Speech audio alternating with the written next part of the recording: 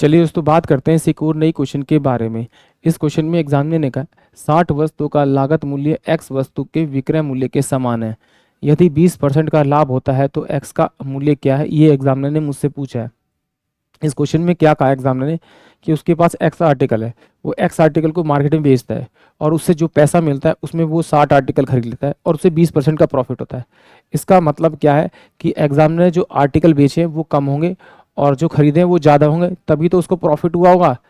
तो जब भी इस प्रकार का क्वेश्चन आए तो उसे डायरेक्ट कैसे करना है, जो ये 60 दे रखा है, 60 आर्टिकल दे रखा है, ये आपका क्या होगा, आपका एसपी। इसको क्या करना है, 100 अपॉन में आप 120 कर दीजिए। अगर प्रॉफिट है तो 120 कर दीजिए, मतलब 100 में 20 ऐड कर दीजिए और लॉस है तो माइनस कर दीजिए 6, और ये कितना हो जाएगा दूनी, और ये 50। यानी कि एग्जामिनर ने अगर 50 आर्टिकल बेचे होंगे तो उसके बदले वो मार्केट से 60 आर्टिकल खरीद के ला रहा है। यानी कि 50 जो आर्टिकल की जो विक्रय मूल्य है वो 60 आर्टिकल के क्रय मूल्य के बराबर है। इसका मतलब इन दोनों का जो अंतर आ रहा है वो 10 आर्टिकल का आ रहा है, और 10 आर्टिकल क्या होगा, उसका प्रॉफिट होगा। कितने पे होगा, 50 पे होगा। तो 50 इंटू में अगर मैं 100 करूँगा तो मेरे पास में कितना हो जाएगा, आपका ये मेरे पास से गया तो 5 और दूनी 10, यानी 20% का क्या होगा से आपको उसको प्रॉफिट हो जाएगा। यानी कि ऑप्शन जो मेरे पास में आपका सी होगा वो इस क्वेश्चन के लिए करेक्ट होगा। चलिए आइए बात करते हैं इसको एक और तरीके से। देखिए एग्जामिनर ने मुझे क्या कहा, 60 आर्टिकल का जो आपका सीपी है वो बराबर है आपका एक्स आर्टिकल के एसपी के बराबर है। तो इसका मतलब क्या है कि देखिए ये जो एसपी के साथ वाली वैल्यू देखिए वो सीपी के साथ वाले अमाउंट की वैल्यू होती है, और जो सीपी की जो वैल्यू होती है वो एसपी के वाले आर्टिकल के साथ होती है। यानी एसपी के साथ में जो अमाउंट है उसकी वैल्यू होती है। नहीं समझ में आ रहा तो सीपी अपोन में आप एसपी कीजिए, तो वो बराबर में क्या हो जाएगा, एक्स अपोन में आपका 60 हो जाएगा।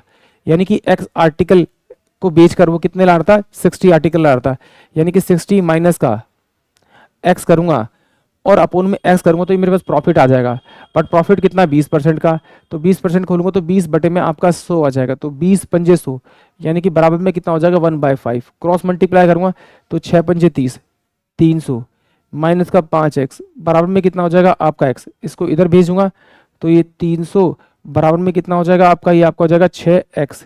तो 6 पंजे 30, यानी x की जो वैल्यू आ जाएगी वो 50 आ जाएगी। यानी कि ऑप्शन जो मेरे पास में कितना है आपका सी है वो इस क्वेश्चन के लिए करेक्ट होगा। और इस तरह से भी नहीं करना तो भैया सीधा प्रॉफिट से कर लेते हैं। कैसे,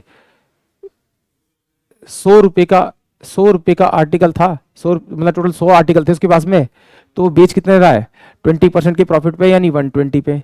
तो अगर सॉल्व करूँ तो इससे ये चल जाएगा, ये 2 पंजे 10 और 2 6 12, यानी कि 5 आर्टिकल बेचकर वो कितने आर्टिकल ला रहा है, 6 ला रहा है। बट एग्जामिनर ने कहा आर्टिकल कितने हैं उसके पास में, टोटल 60। तो किससे मल्टीप्लाई करना पड़ेगा, 10 से, जिससे से मल्टीप्लाई उससे मल्टीप्लाई करते नहीं 50। यानी कि ऑप्शन सी जो होगा वो इस क्वेश्चन के लिए करेक्ट होगा। आई होप आप सभी क्वेश्चन समझ में आया होगा।